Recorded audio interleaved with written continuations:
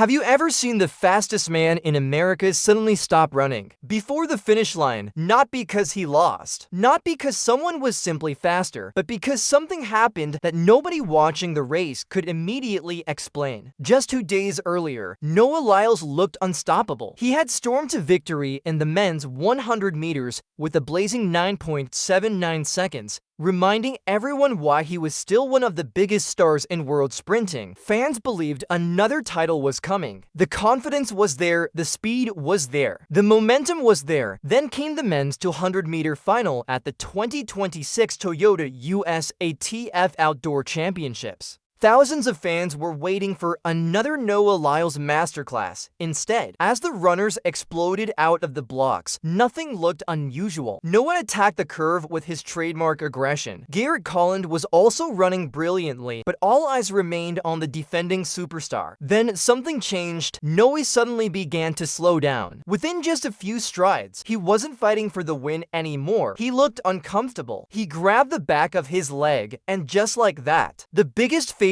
in the race was out of contention. Meanwhile, Garrett Kaalund powered through the finish line to win the US title in 20.04 seconds. While the stadium sat there wondering the same question, what just happened to Noah Lyles? Was it simply bad luck? Was it a muscle cramp? Did his body finally pay the price after that explosive 100-meter performance? Or was there something bigger happening that fans couldn't see? Those questions immediately spread across social media. Some people believed Noah had suffered an injury. Others argued that experienced sprinters know exactly when to stop before turning a small problem into a season-ending one. And then there were fans asking an even bigger question. If Noah really felt something during the race, why did it happen at that exact moment? Remember, elite sprinting isn't just about running fast. Every race pushes the human body to its absolute limit. One tiny mistake, one overloaded muscle, one unexpected cramp can completely change the outcome of a championship. But here's where this story becomes even more interesting. After the race, Noah Lyles explained that he felt a left hamstring cramp and chose not to continue pushing because he didn't want to risk making the problem worse. That explanation answered one question. But for many fans, it created several new ones. If it was only a cramp, why did it happen during one of the most important races of the season? Could the demanding schedule have played a role? Did the incredible 9.79-second effort from the 100 meters leave his body more fatigued than anyone realized? Or was this simply one of those unpredictable moments that every elite athlete eventually experiences? Today, we're going to break down everything. It's the champion who suddenly can't finish the race the way everyone expected. So let's go back to the starting line, because the clues may have appeared long before Noah ever reached the final straight.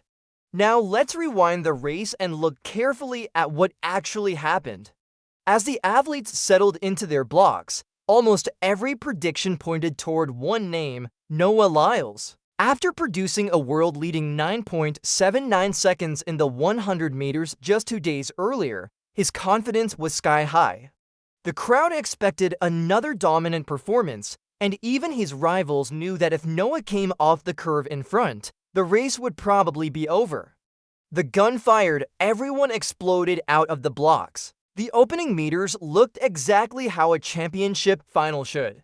Every athlete attacked the bend with maximum intensity, trying to gain the smallest advantage before entering the home straight. Noah looked smooth, his stride looked relaxed. Nothing suggested that anything was wrong. Garrett Kaalund was also running an excellent curve, but most cameras remained focused on Noah because everyone expected the familiar finish Lyles accelerating away from the field.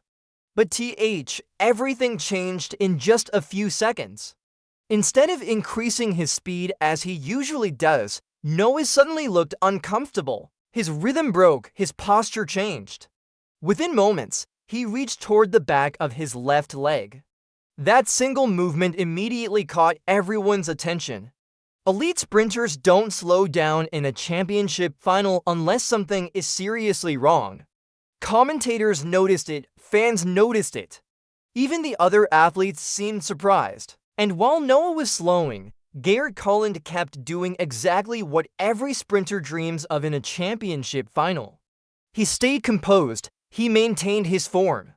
He never looked behind, he simply ran through the finish line and crossed first in 20.04 seconds, becoming the US champion.